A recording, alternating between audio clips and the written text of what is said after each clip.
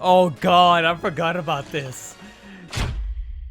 Okay, so turns out that first reaction, you guys liked it quite a bit, and I really do appreciate your guys' reception, the views that it got, the likes that it got, the comments, and everything. So I was like, you know what? Let's go ahead and move on to the continuation of the Tobey Maguire trilogy, especially as we ramp up to the rumors that he may be included in No Way Home as of the time of this recording. So let's check out Spider-Man 2. We're going to be reacting to the entire movie. However, it's not just going to be Spider-Man 2.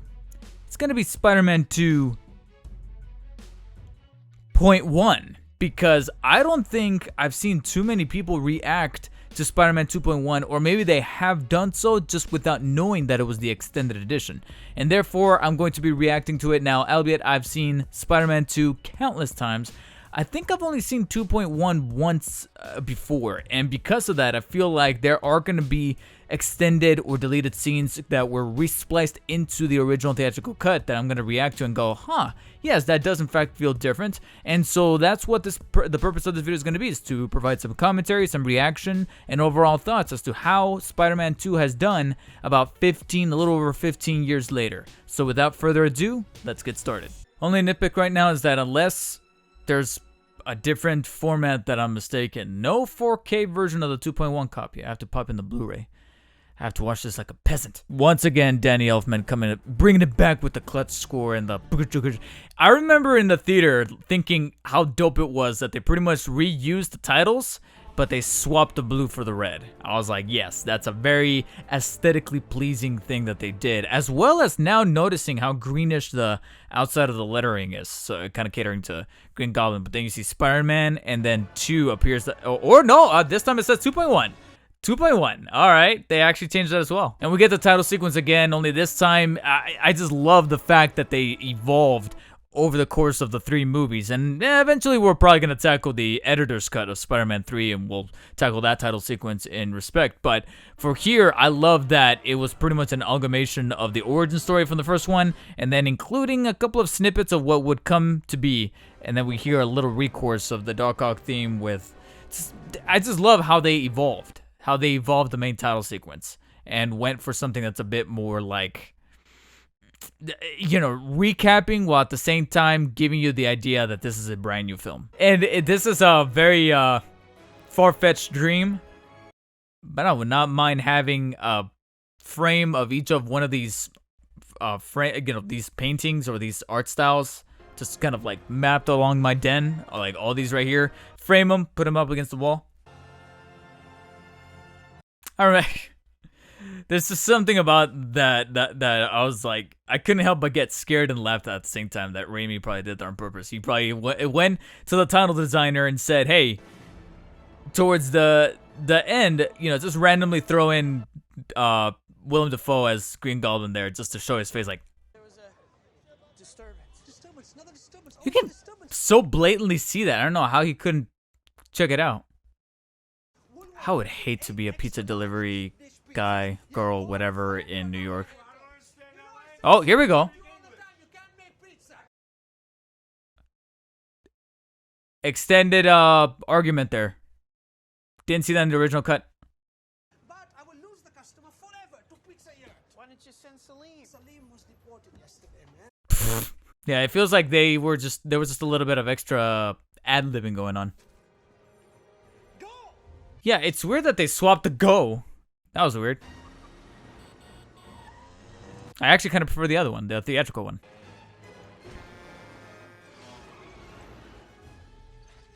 I feel like he was already a little too close. He would have been clipped.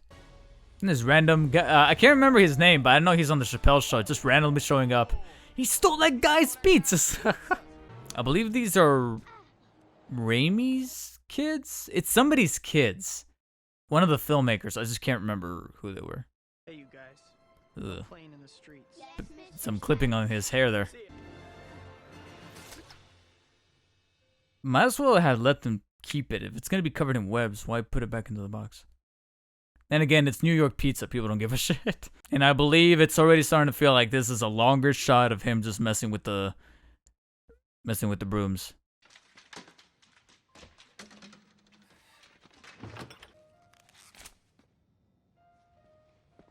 Oh my god. Why are you gonna keep it? Pizza time. Elevator?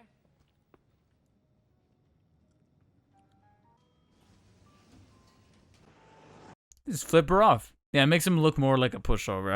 I'm actually kind of glad that they cut that out. I don't know why they put it back in, to be honest. Kind of messes with the flow. Now, as we get closer to that sticker that he's about to tear off right there, some people have pointed out that that street that pizza place is at is actually the same street that the Sanctum Sanctorum is in. Get your pretty little portfolio off my desk before I go into a diabetic coma. J. Jonah Jameson coming back again. Love him. He's even harsher, and he's got more pills on his desk. Hey. Chin up, okay? I'm telling you, Peter. I'm telling you, I don't know what. I don't know why you're not thinking. As I said during my reaction for the first movie, got Betty, you got empty, and you know I like my brunettes. Sam Raimi terrorizing Tobey Maguire there. For those of you who don't know, he was the last one with the backpack, hitting him in the head. Crazy to think that they were legitimately setting up the lizard. He's missing the arm. That's Kurt Connors. It's like Appear exhausted. he was really well cast by Dylan Baker here. It's your birthday. Whether you want to remember it or not.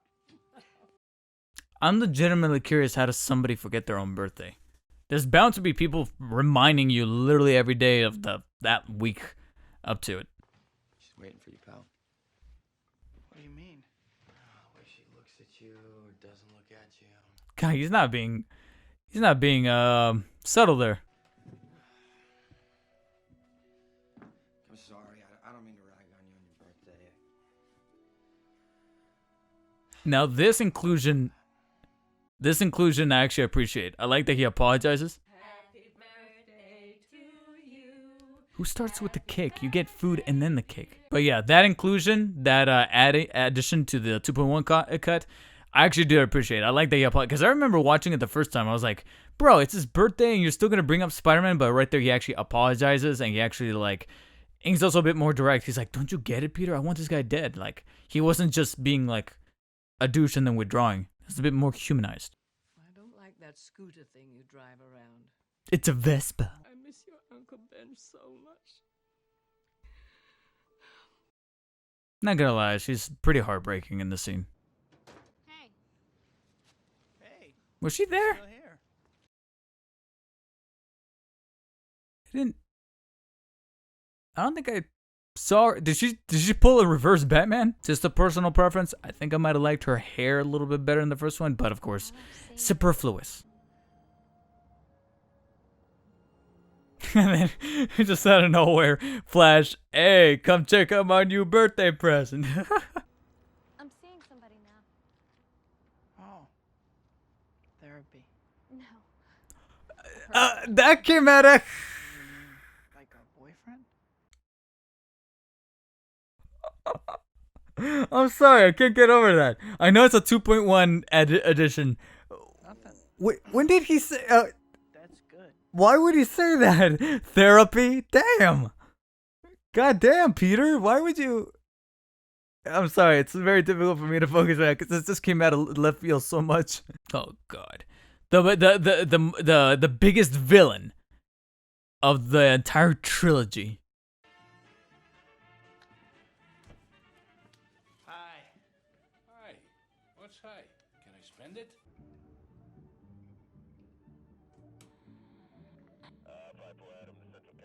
The police scanner, which we only saw in Spider-Man 3, but it's cool that they threw it back on here, and I like it. I like the catharsis of him turning it on and be like, hey, there's no rest for being Spider-Man. I like that. Nobel Prize. There he is. It's not about the prizes, Harry. We'll see you in Sweden. Why is it always Sweden? Hello? Hello? This is Peter Parker, Connor's student, the one who falls asleep in class. Damn, he's a bit more antagonizing in this cut, but still, he's definitely one of the highlights of not just Spider-Man 2, but almost the entire trilogy. Otto's done his homework. Come to the demonstration Oh, tomorrow. did he? Did Beethoven sleep before he wrote the fifth? Did Bernoulli sleep before he found the curves of quickest descent? Peter, nobody knows about that one. Everybody knew what Otto was talking about. Peter has to ruin everything with his ultimate nerdness. Anybody knows not to mix your darks with your whites. Come on.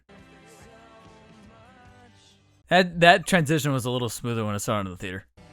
You gotta change that helmet, bro. Look like a dork.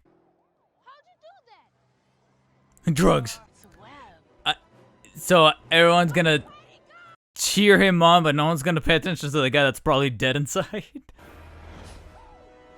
One of the greater sequences because it provides so many great trailer shots. And one thing that I haven't really mentioned a little earlier is that the visual effects definitely got improved with the second movie. Like, as you get closer to Spidey and he gets closer to the camera, you can definitely see some better detailing on his CG model.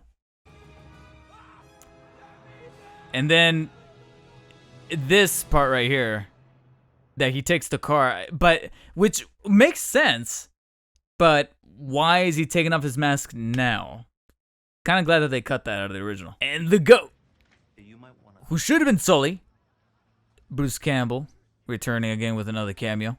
Now here's the thing, growing up means that as a kid you would think he was a douche.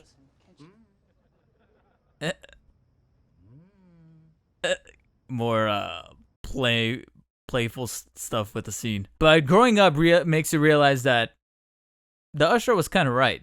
You know how many people keep barging in the middle of a fucking movie? This is where Kevin Feige got the idea for the humor in the MCU. Yeah, her friend is kind of cute too. Where's she at going? Great crane shot, unless someone tells me they were using miniatures, but it still looks pretty cool. And this is actually one of the finer examples of what I was talking about, where the visual effects got better.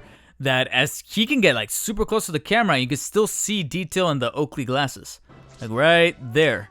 You can actually see like reflections and the actual texture pattern on his costume. I'm like, oh, hey, look at that. And then we get to this scene. And it does a good job of kind of providing support for people's argument that Tobey's Spider-Man was never so as quippy as he should be. Because when he does quip, it stands out a little awkwardly, like in this scene. As much as people like it, it kind of provides that problem. Granted, this is a completely different version from the theatrical version. He doesn't start with all this. I mean, it's really put together. How about Peter? What the thwip? like Charlotte men's cologne called Thwip? Oh, you mean like thwip? And that's why when we then cut to him dragging the motorcycle and he's all mopey, it's like, so where does the crotch stuff kind of comes in? He has to be consistent. And I have seen this shot before that was very, very fortunate to be cut because it does make him look a little weird that he's writing his name or her name over and over, MJ, MJ, MJ. It's like, okay, yeah. Don't make him a creepo now. When was the last time any of you have ever seen a payphone in person? Has anybody lost a large roll of $20 bills in a rubber band? Because we found the rubber band. It's a terrible joke. But thank you for coming. I would say I quite enjoyed that joke. All these years later, I'm just now noticing they had their own personalized logos on their coats. So it's like they have their own company, but Oscorp is the one funding it. And then one of the centerpieces of the visual effects in this movie is the arms. Everybody winces at that. Love it. And they stand out so well. And also, nobody ever calls upon the fact that the bottom arms can transform. They have like a different thing going on right there where they transform midway. Nobody ever points it out. I have seen some memes lately where people are like, dude developed artificial intelligence within a robotic being, and yet the main event is this fucking little sun that he created. Is like, couldn't you just do the arms, just sell the arms? Then we wouldn't have a Doc Ock. The power of the sun in the palm of my hand. I always like the little quirk of the watch flinging. That dude should have been cut to shreds. She has a really good scream. Oh, and you can hear the glass go in. See, that's how you do violence in a really good PG-13 way. I love how it just kind of implodes on itself. That was a cool effect. But then it shows her almost looking like she's completely untouched. I'm like, what? They shouldn't have done that. And then speaking of how to do violence, very terrifying violence in a PG-13 movie, look no further than the following scene, the hospital in Spider-Man 2. You know for a fact Raimi was having the time of his life making this scene.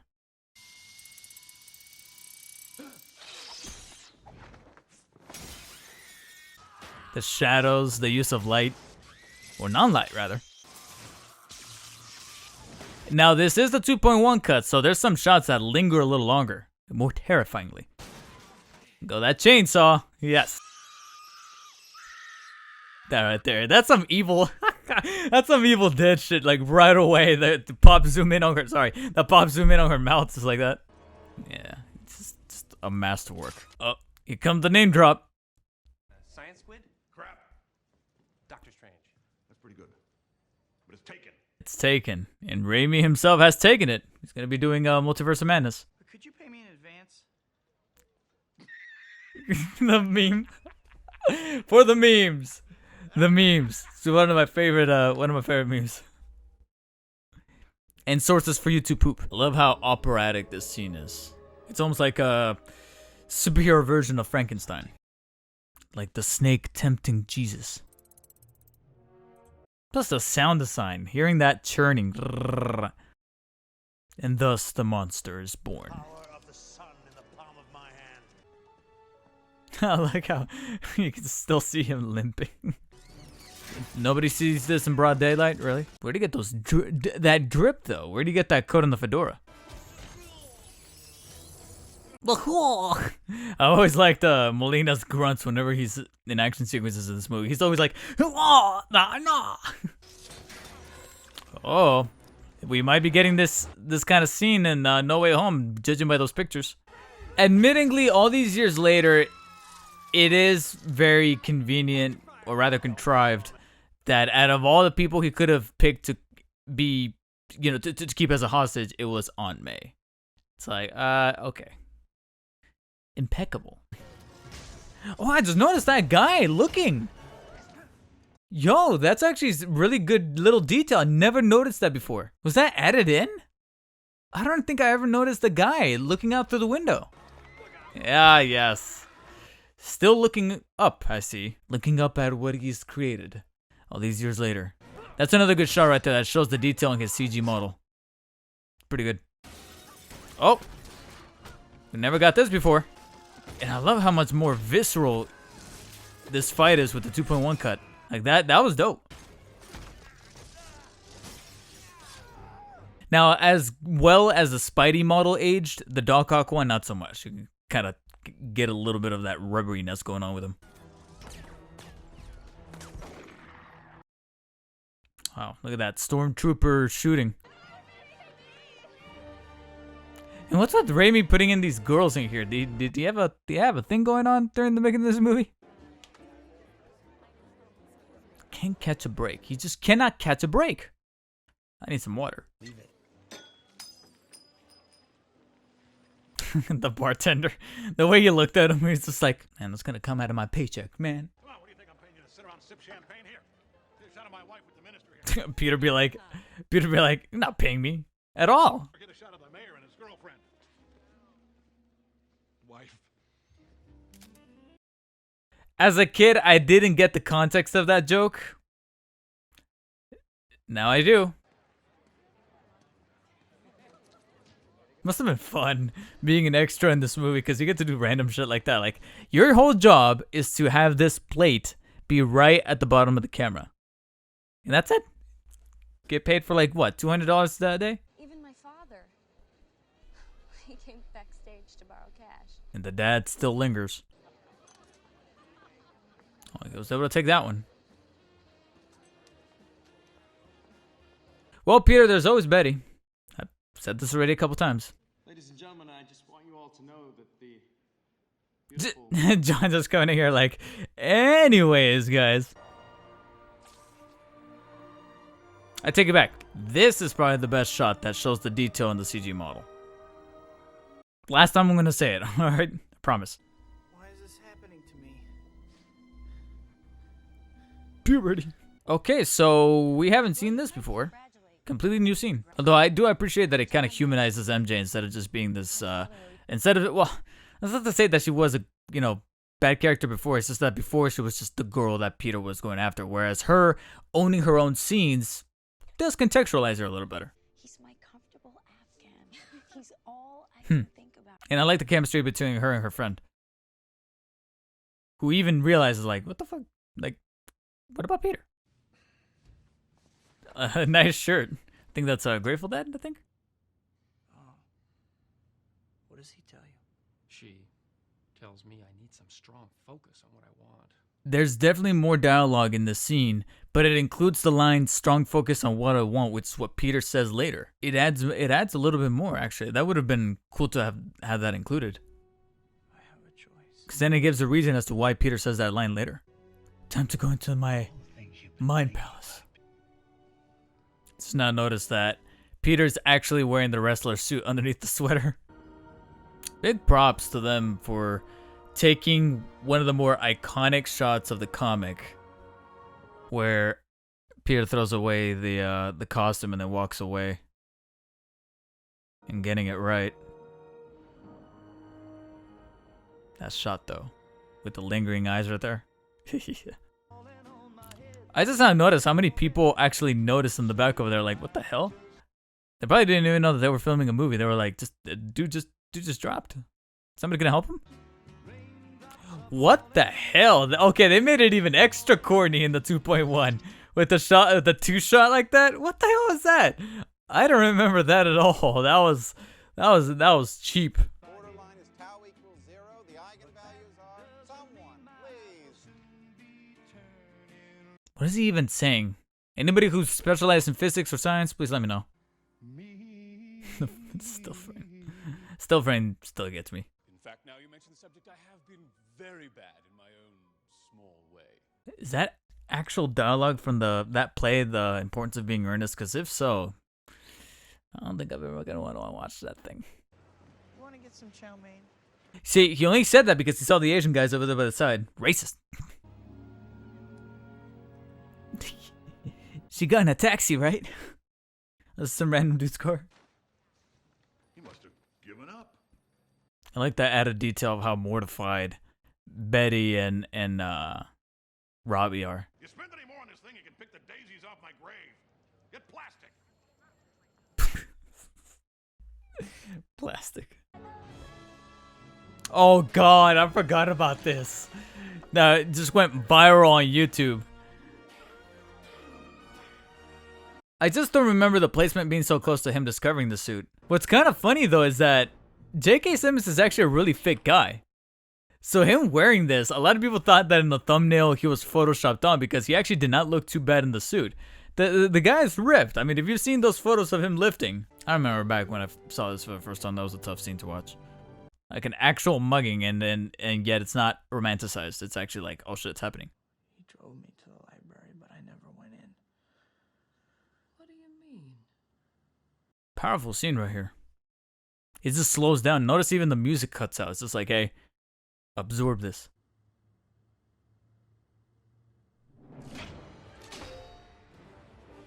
And then we just smash cut to finally some more Doc Ock, because I remember the extended. I don't remember the extended cut going so long without some Doc Ock in this version. Where are you? I just now noticed that he literally says "Where are you?" and then he has a photo with "Where are you?" drawn right there by his right. Okay, but at least it looks like a comic book. Or a panel, at least. So it's one thing that Raimi goes off to do his own little version of a horror, Evil Dead kind of scene with the hospital scene, and now he's doing Jurassic Park.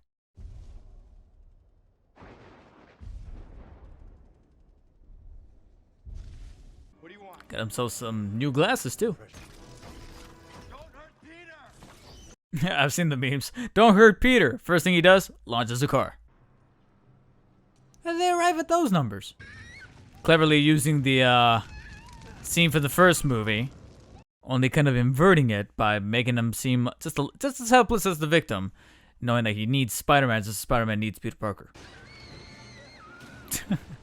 Her face. Like, this is not what my agent told me I was gonna do. Some poor soul got trapped on the 4th floor. Never made it out. Like, why say that right next to him? Usually, protocol, whatever, is like to kind of pull up to the side and be like, hey man, this happened. Would you like a piece of chocolate cake? Random, but okay. That looks like it looks like a lemon cake with chocolate on it. He's giving me a hand, and I'm giving him $5. That's Henry Jackson. That's a lot of work for $5. Aunt May's a cheap ass. It's water over the dam or under the bridge or wherever you like it. But Actually, water goes over a dam and under the bridge, you Ponzi schoolboy. Charlie Wilson's War, one of Philip Seymour Hoffman's greatest performances. Check it out. Where are all my comic books? oh, those dreadful things. I gave those away. Wow. See? So Aunt May doesn't pay for the proper labor, and she's a conservative. You know what? Let me stop. I'm just gonna move on. Why? Why? The way he delivered that. Why? People line up for him. But the one thing that they love more than a hero is to see a hero fail. And then here's a line from that doctor. Strong focus on what I want. See, it adds to it. Now I understand where he got that line from and where he was able to kind of take everything from his experience throughout this movie and then put it into this moment. That should have killed him. I don't care who you are. That stuntman looking like he's in pain. I have a fetish for kissing upside down. Kissing with your eyes open. So weird.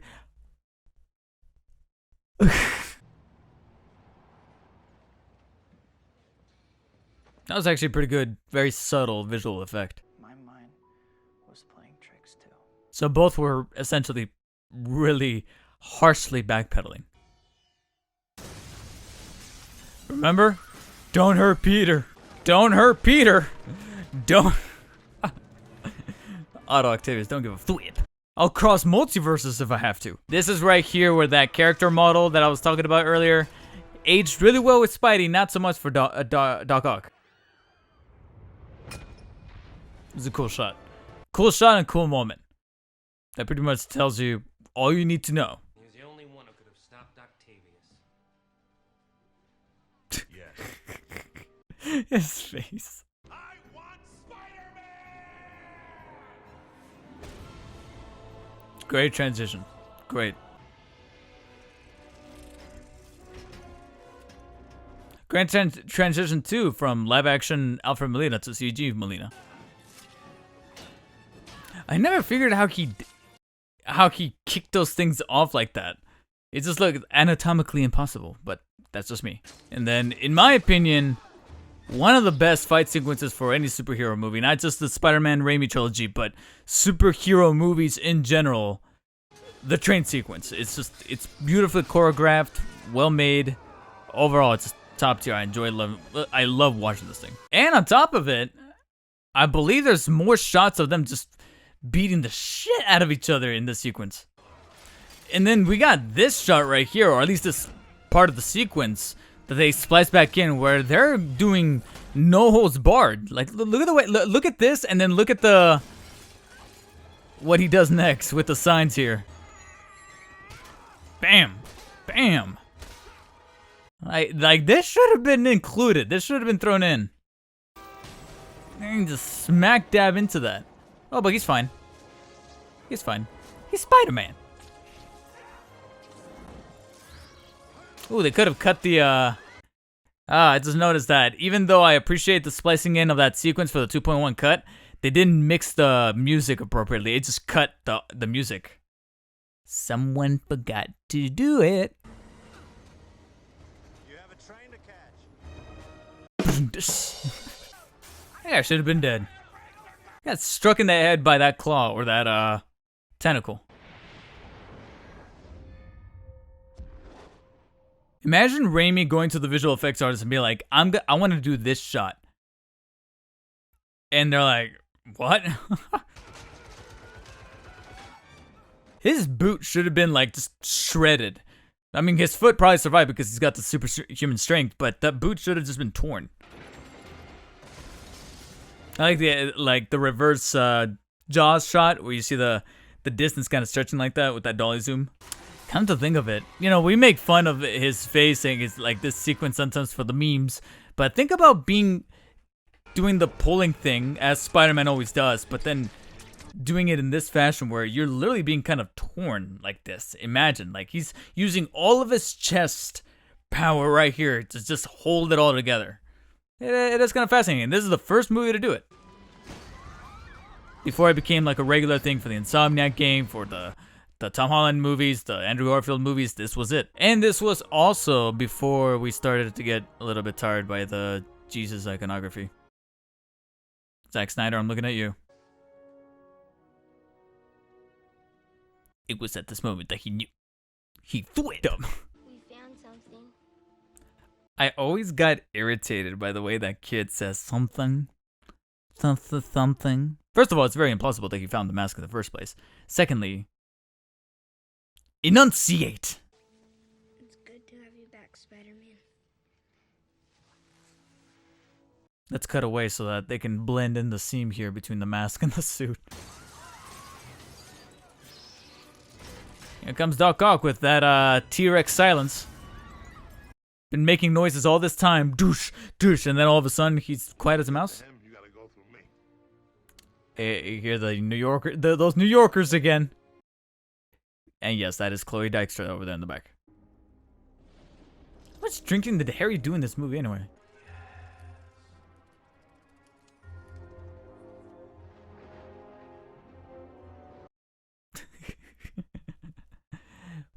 You want to see my Batman moves? All he wanted was the tritium. Tritium? That sounds like a made-up element. Now, admittingly, this is one of those moments. There are bigger things happening here than me and you. It's one of those moments where if somebody had just spoken up, could have fixed a lot of things and said things earlier instead of moving it on. I know we need this set up for the third movie, but it is one of those like, to say the thing and you could have fixed it. You know, people, audiences have woken up by this point that we can't be writing that anymore. I'm talking to you. Dog is just like, just do it. Well, that's a risk we're willing to take. Well, I'm not. Notice he said we're willing to take. He's become a hive mind. Admittingly, it's by this point where her screams are starting to get just a little grady. Way to go, MJ. Nice job. Now, I understand that some people could bring up the argument that maybe the arms were protecting him, but I have seen some people criticize of how Otto's able to withstand all this stuff, even though, yes, he's got the arms, but he's still a human. How did he survive being electrified like that? Damn, those people almost got pinned. We have to shut it down. Please tell me. Peter, you know, the whole point of a secret identity is to keep it secret. You keep pulling off your mask in this movie. He's right. I like the little screeching noises they make. It's like they're sad, they're heartbroken. I'll do it. And a really good and fitting end for that character. I'm glad that it wasn't another Peter accidentally kills him sort of thing like it was with Green Goblin. There's more so like poetic justice, in a matter of speaking, for a character like Otto Octavius. I'm telling you, Peter, why are you taking off your mask continuously? But on the bright side of him taking off his mask, we have this beautiful shot.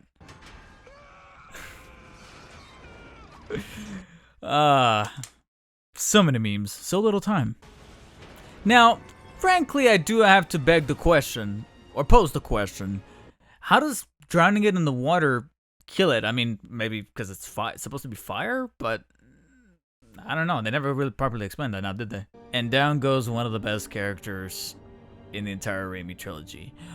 Or does he? A lot of people are speculating that it's actually this whole climactic sequence that pulls us into No Way Home, considering some details. You can see the wire inside of the web. She's like, This guy again. I'm still with him. Fuck. Not gonna lie, Danny Elfman was in his emotions during this piece with this musical piece. He was in his feels.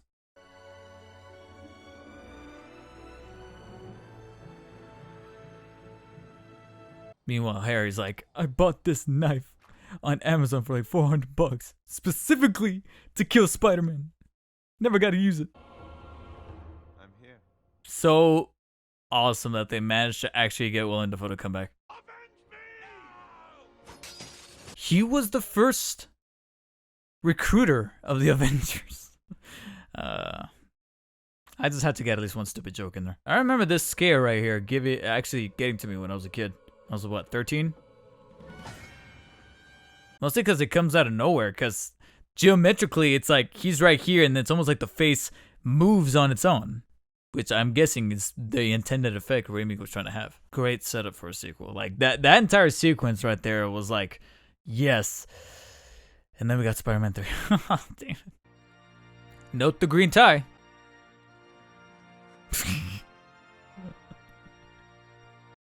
God damn it, JK. And I'm realizing this is her friend from the theater. I'm pretty sure she's pretty proud of delivering that note. At least you would think that she'd be, because of that conversation scene that they added in the 2.1.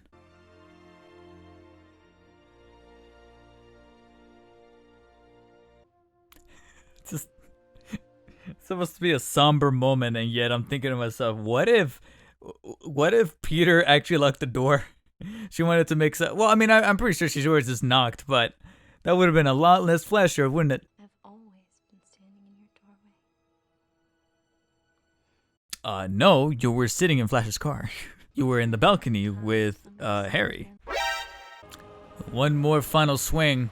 Sadly, our final swing in the Raimi trilogy, if you really think about it. Admittingly, I always thought it was a little. I prefer the final swing from the first movie than this one, because I always thought that Spidey looked a little too stiff in the frame versus everything else moving. Maybe that was the intended effect, but as a matter of preference, I prefer the first one. But I do respect the decision to not cut or end the movie on that shot, but rather on Mary Jane fading out into uncertainty, just like we are. And thus concludes not only Spider-Man 2, but Spider-Man 2.1.